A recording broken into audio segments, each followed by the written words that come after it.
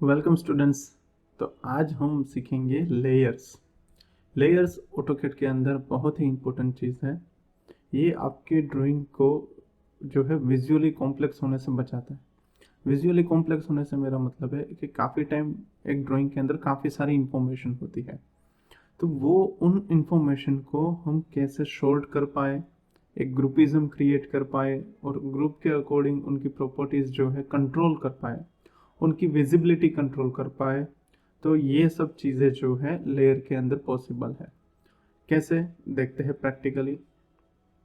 Last time properties के lecture में आपने देखा होगा कि यहाँ पे जब भी आप प्रॉपर्टी के सामने देखते हो तो यहाँ पे डिफ़ॉल्ट ऑप्शन होता है by layer by layer by layer.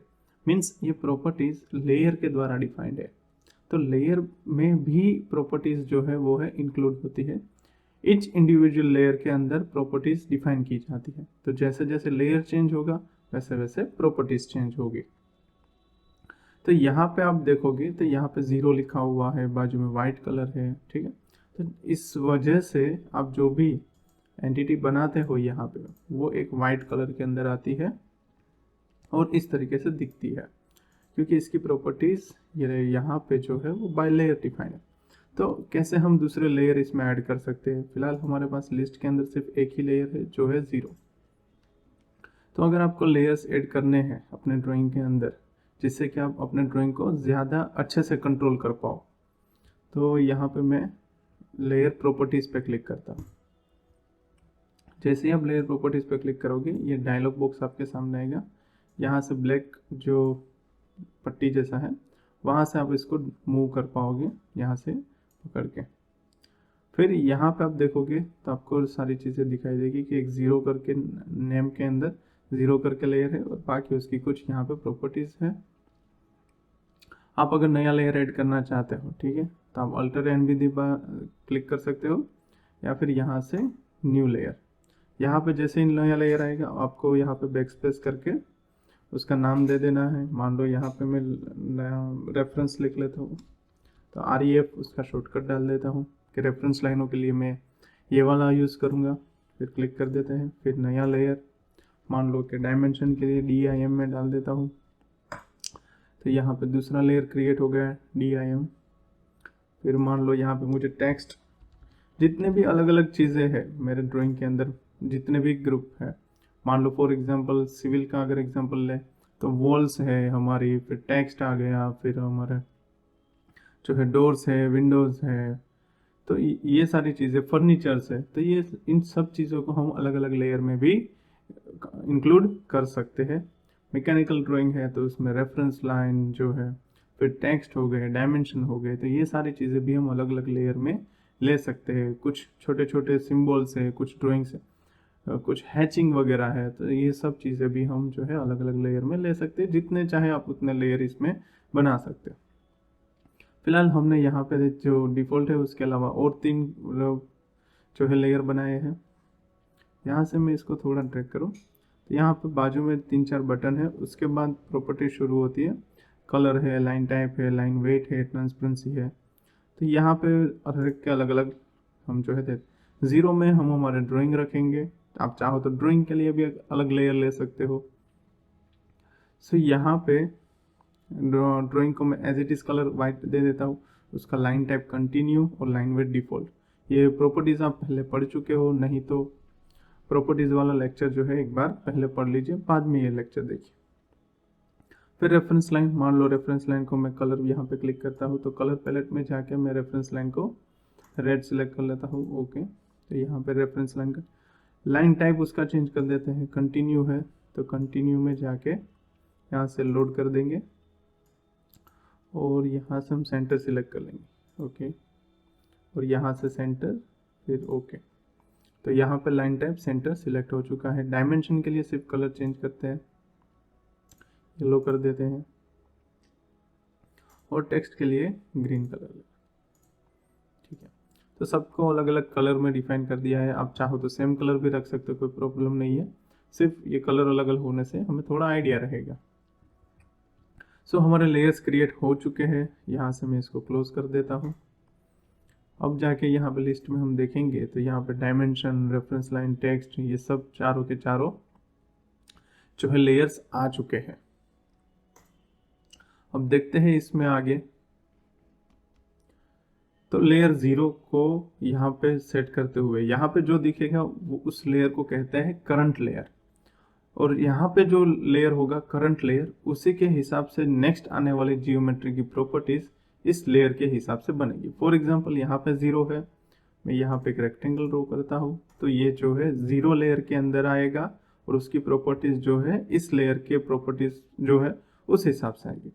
For example यहाँ से मैं रेफरेंस लाइन वाला ले लेता हूँ, तो यहाँ पे जो भी मैं क्रिएट करूँगा वो रेफरेंस जो है लेयर उसके अंदर काउंट किया जाएगा और वो यहाँ से उस प्रॉपर्टीज के अकॉर्डिंग आएगा। ठीक है, तो इस तरीके से आप देख सकते हो कि यहाँ पे नेक्स्ट आने वाली चीज़ जो है वो करंट लेयर को फॉलो करती है। तो आपको अगर चाहिए कुछ भी प्रॉपर्टीज, ठीक है, तो आप जो भी नेक्स्ट बनाने वाले हो चीज़ उसको पहले उसका लेयर सिलेक्ट कर लीजिए, उसके बाद ही प्रॉपर्टी जो है चीज़ें बनाइए। तो यहाँ से हम स्टार्ट करते हैं 0। यहाँ पे मैंने 0 के साथ एक रेक्टेंगल बनाया, एक और रेक्टेंगल बना लेते हैं। सेम यहाँ पे और एक और इधर यहाँ पे बना लेते हैं।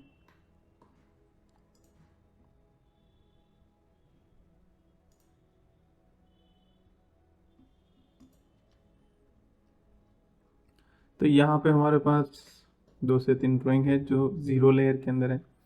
फिर यहाँ से मैं जो है रेफरेंस लाइन सेलेक्ट कर लेता हूँ। रेफरेंस लाइन सेलेक्ट करने के बाद यहाँ से मैं कुछ रेफरेंस लाइन ड्रॉ करता हूँ। तो आप देख सकते हो कि रेफरेंस लाइन यहाँ पे दिख रही है।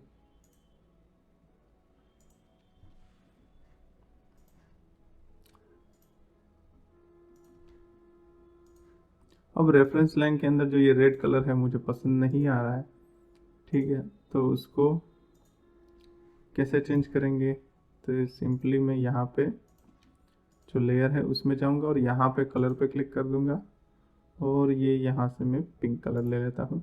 ठीक है, ओके करता हूँ। आप देख सकते हो ये मजेंटा कलर में आ चुका है, पिंक के जैसा ही दिखता है मजेंटा। सो आप सिंगल क्लिक में सारे ड्राइंग की प्रॉपर्टीज चेंज कर सकते हो उस लेयर में आने वाली। मान लो कि यहाँ पे मुझे ये ड्राइंग वाइट में नहीं चाहिए, थोड़े से मुझे इस कलर में चाहिए। ठीक है, तो मेरे ड्राइंग जो है सारे के सारे इस कलर में चेंज हो गए क्योंकि लेयर की प्रॉपर्टीज हमने चेंज की। यहाँ पे डायमेंशंस देते हैं। डायमेंशन में डायमेंशन वाला क्लियर जो है लेयर सिलेक्ट किया, आप देख सकते हो यहाँ पे भी येलो कलर आ गया प्रॉपर्टीज में। फिर डायमेंशंस में थोड़े बेसिक चेंज कर देता हूँ। सो डायमेंशन में थोड़े बेसिक चेंज मैंने कर लिए हैं। यहाँ से डायमेंशन कंटिन्यू करते हैं।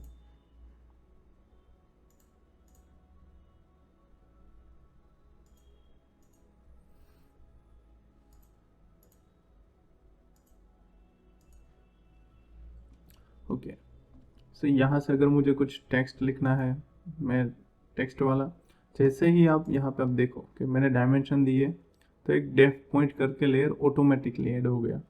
तो ये एक डिफ़ॉल्ट लेयर है, वो आपको यहाँ पे रहने देना है, उसको कुछ करना नहीं है। आपको नहीं चाहिए तो आप उसको सिंपली लॉक कर दो या फिर फ्रीज कर दो।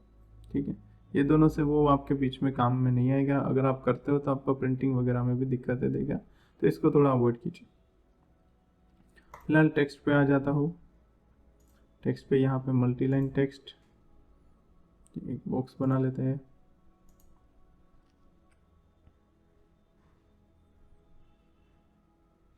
टेक्स्ट की साइज थोड़ी बढ़ा देता हूँ 0.5।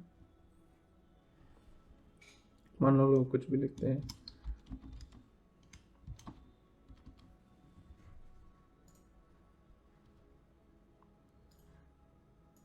कॉपी करेंगे इसको।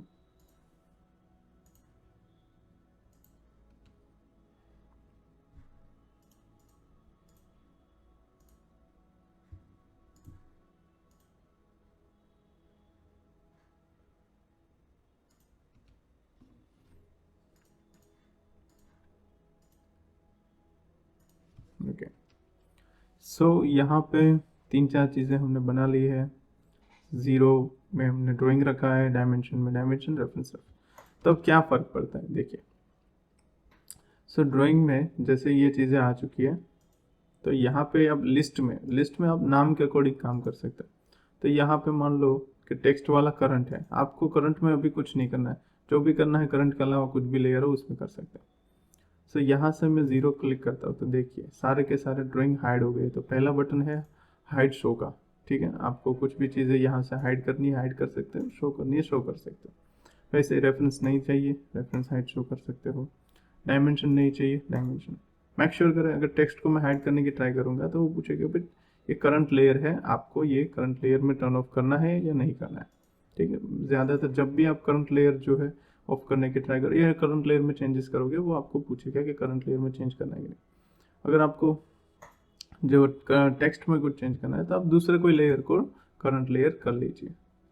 फिर आप देखिए, तो इससे क्या है कि आपको प्रिंटिंग में फिर प्रिंटिंग के टाइम पे या फिर किसी के साथ शेयर करते टाइम आप कुछ भी चीज़ों को कंट्रोल कर सकते हो लेयर के हिसाब से। आपको विजुअली एट ए टाइम कुछ चीज़ें नहीं देखनी है तो आप उसको अवॉइड भी कर सकते हो। तो इस तरीके से आप इसको सारी चीज़ों को कंट्रोल कर सकते हो। फिर दूसरा यहाँ पे फ्रीज है। फ्रीज का मतलब ये होता है कि वो यहाँ पे लेयर चला भी जाएगा और कभी आप उसमें काम भी नहीं कर पाओगे डैमेज, ठीक है। तो यहाँ पे आप उसको करंट भी नहीं कर सकते और उसको उसमें काम भी नहीं कर सकते। तो डायमेंशन वाला फ्रीज कर दिया, तो इसको अनफ्रीज करेंगे जैसे कि वो दिखे भी और उसमें काम भी कर पाए। लॉक में क्या होता है कि ये तीसरा बटन जो है लॉक का होता है, आप करोगे उसको, मान लो यहाँ पे रेफरेंस को मैं लॉक कर देता हूँ तो ये जो है ट्रांसपेरेंसी इसकी कम हो जाएगी और ये यहाँ पे लॉक की निशानी दिखाएगा। सिलेक्ट करने पर भी वो यहाँ पे नहीं हटेगा। मैं सिलेक्ट करता हूँ, डिलीट करने की ट्राई करता हूँ, वो यहाँ से नहीं जाता, ठीक है। तो यहाँ पे आप सिलेक्ट करके उसको डिलीट नहीं कर सकते, मूव कॉपी कुछ नहीं कर सकते। हाँ, अगर ये लेयर लॉक है तो आप उसको स्नैप करके कुछ भी ड्राइंग वगैरह कर सकते हैं, ठीक है, पर आप उसको डिलीट वगैरह नहीं कर सकते। तो आपके ड्राइंग की सेफ्टी बढ़ा देता है। मान लो आपका ड्राइंग कंप्लीट हो चुका है, आप उसको लॉक कर दो, ठीक है। अब देखिए आपका ड्राइंग जो है वो ना हिलेगा ना डुलेगा, कम्प्लीटली लॉक हो चुका है। तो इस तरीके से ड्राइंग की सेफ्टी आप बढ़ा सकते हो लेयर को लॉक करके। सो यहाँ से रेफरेंस को अनलॉक कर सकता हूँ। तो यहाँ पे एक बार बनाने के बाद अगर लॉक कर दिया तो आपकी सेफ्टी बढ़ जाती है। तो यहाँ पे आप नाम के साथ काम करते थे। मान लो कि नाम के साथ आपको काम नहीं करना, आपके पास बहुत सारे लेयर बनाए हुए हैं, तो बाहर से ही इसको ऑपरेट किया जा सकता है। फॉर एग्जांपल किसी भी लेयर को ऑफ करना है तो सिंपली यहाँ से पहला ही बटन ऑफ का है, सिलेक्ट कीजिए, लेयर पे एक ही चीज़ को सिलेक्ट कीजिए, उस लेयर में आने वाली हर एक चीज़ ऑफ हो जाएगी। अगर ऑन करना है ऑन कीजिए, इससे सारे लेयर टर्न ऑन हो जाएंगे। यहाँ पे आइसोलेट, मान लो कि आपको सिर्फ ड्राइंग देखना है तो ड्राइंग पे सिलेक्ट करो, एंटर करो, तो बाकी सारे लेयर जो है टर्न ऑफ हो जाएंगे सारे के सारे, ठीक है। यहाँ से मैं टर्न ऑन आइसोलेट करता हूँ तो ऑन आइसोलेट करने पे सारी चीज़ें वापस आ जाएगी। फ्रीज का ही वैसा है, जिसको सिलेक्ट करोगे वो फ्रीज हो जाएगा। मान लो टेक्स्ट फ्रीज हो गया, अनफ्रीज करेंगे, अनफ्रीज करोगे सारे के सारे अनफ्रीज हो जाएंगे। यहाँ पे डेफ पॉइंट भी आप देखो अनफ्रीज हो गया। तो यहाँ पे एक ध्यान रखना है कि आप अनफ्रीज यहाँ से करोगे तो सारे अनफ्रीज हो जाएंगे। लॉक, किसी को लॉक करना है, मान लो रेफरेंस सिलेक्ट करो, वो लॉक हो जाएगा। अनलॉक करना है, जिसको अनलॉक करना है सिलेक्ट करो, वो अनलॉक हो जाएगा। फिर यहाँ आता है मैक करंट। मान लो बार बार लिस्ट में जाके देखने की जगह, मान लो कि अभी मुझे नेक्स्ट रेफरेंस लाइन बनानी है तो मैं सीधा ही यहाँ से मैक करंट करूँगा, रेफरेंस लाइन पर सिलेक्ट करूँगा और नेक्स्ट जो भी चीज़ बनाऊँगा वो रेफरेंस लाइन के अंदर आ जाएगी, ठीक है। और मान लो कि यहाँ पे लास्ट ऑप्शन है सबसे बढ़िया, मैच लेयर। तो मैच लेयर के अंदर आप देखो तो मान लो कि मुझे बनानी थी जियोमेट्री, तो यहाँ पे मैंने ये बनाया। अब जियोमेट्री को मैं मैन्युअली चेंज करूँ, उससे अच्छा है कि मैं उसको जीरो लेयर में ट्रांसफ़र कर दूँ। तो जीरो लेयर में ट्रांसफ़र करने के लिए क्या करना होगा, मैच लेयर। आपको जो गलती हो गई वो ऑब्जेक्ट सिलेक्ट करना है, ठीक है, और फिर उसको मैच लेयर पे क्लिक करना है और जिसके साथ मैच करवाना है तो यहाँ पे करेंगे क्लिक। तो उस तरीके से ये ऑब्जेक्ट जो है अपने, अब जो जिस लेयर में उसको रखना चाहते हो उस लेयर में चला जाएगा और उसकी प्रॉपर्टीज एक्सेप्ट कर लेगा, ठीक है। तो लेयर में इतना ही, आप लेयर के साथ प्ले कीजिए। बहुत ही एक इजी टॉपिक है, आपके ड्राइंग को अच्छे से कंट्रोल कर सकते हो आप।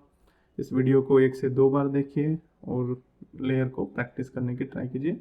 बहुत ही अच्छी चीज़ है, आपको बहुत ही काम लगेगी।